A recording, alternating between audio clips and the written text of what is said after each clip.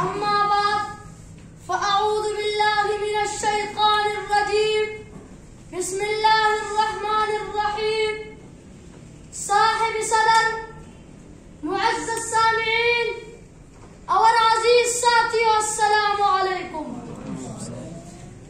آج مجھے جس موضوع پر لب کشائی کا موقع ملا وہ ہے استاد کا احترام اور حقوق.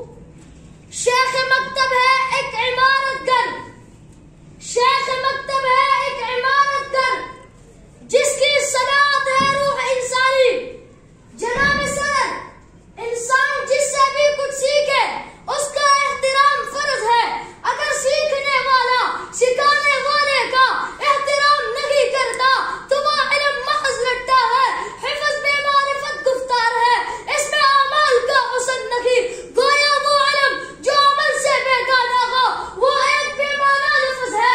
علم کسی بھی نوعیت کا ہو اس کا عطا کرنے والا بہرحال قابل عزت ہے.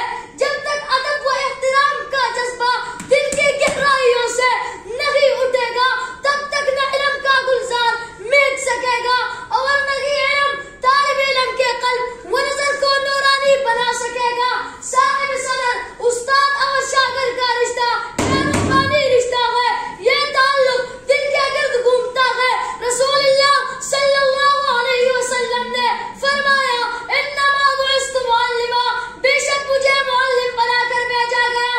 رسول اللہ صلی اللہ علیہ وسلم نے خود کو معلم کہا.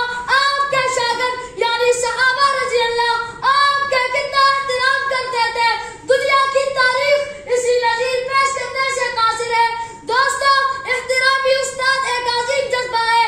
حضرت علی کا فرمان ہے کہ میں نے جس شخص سے ایک لفظ بھی پڑھا میں اس کا غلام ہوں، چاہے وہ مجھے بیچ دے یا آزاد کرے.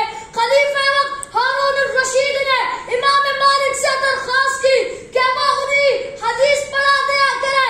امام مالک نے فرمایا علم کے پاس لوگ آتے ہیں، علم لوگوں کے پاس نہیں جایا کرتا.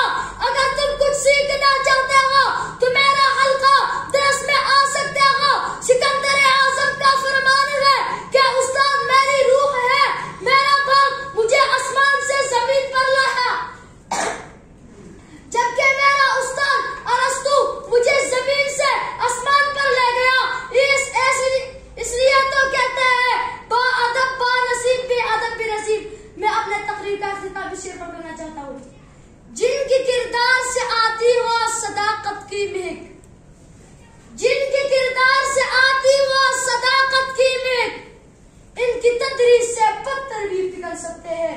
وما علینا الا البلاغ والسلام.